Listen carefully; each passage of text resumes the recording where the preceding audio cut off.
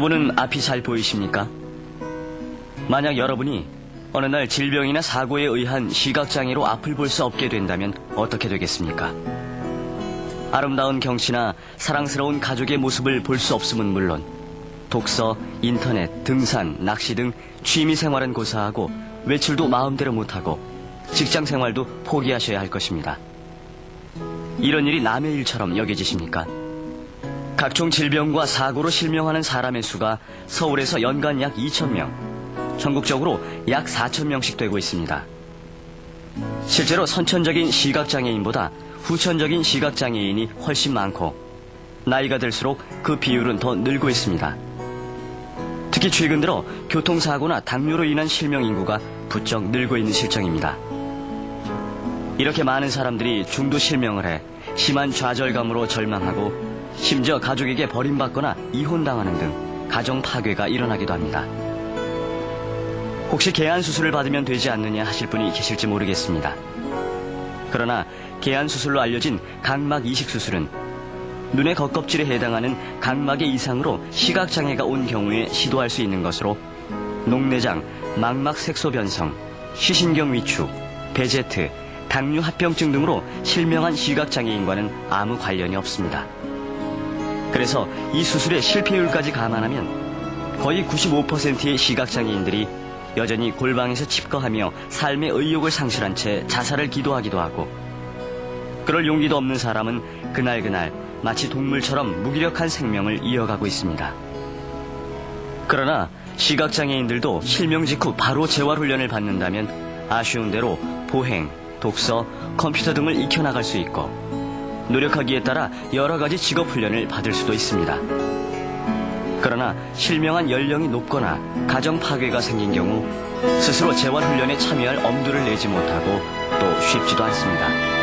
그래서 더욱 심한 좌절감 속에 지낼 수밖에 없습니다. 산소망 중도 실명자 선교회는 바로 이런 중도 실명한 분들에게 삶의 의욕을 북돋우고 재활의 길로 들어서게 하기 위하여 1988년 봄 창립되었습니다. 산소망 선교회를 창립하고 이끌어오고 있는 김재홍 목사는 일찍이 고려대 경영학과를 졸업하고 한국은행에서 일하던 엘리트 사원이었으나 어느 날 갑자기 찾아온 안질의 후유증으로 생긴 실명의 아픔을 신앙으로 극복하고 신학을 공부하여 목사가 된 후 이러한 실명의 고통 속에 영적으로 방황하는 영혼을 이끌어주는 귀한 사역을 해오고 있습니다.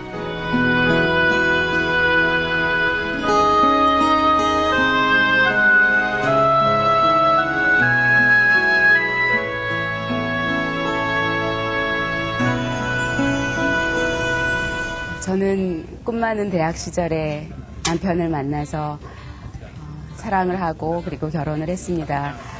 그때 저에게는 걱정거리가 없었습니다. 남편은 좋은 직장에 다녔고 저는 아름다운 가정을 이루었기 때문에 이제 행복하게 살기만 하면 된다라고 생각했을 때 그때 남편에게 질병이 찾아왔고 1년 만에 투병생활 1년 만에 두 눈을 다 실명하게 됐습니다.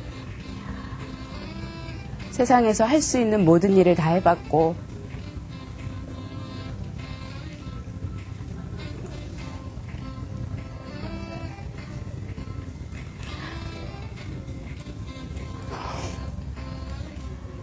온 밤 방을 기어다니면서 통곡을 하고 아무리 울어봐도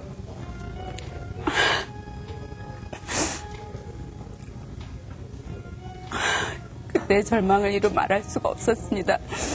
그런 가운데 정말 우리가 뜻하지도 않은 많은 분들이 저희 옆에서 도와주시고 신학대학을 가게 되었고 남편은 기도 중에 정말 강하게 하나님을 만나게 되었고 하나님께서 소명을 주셨습니다.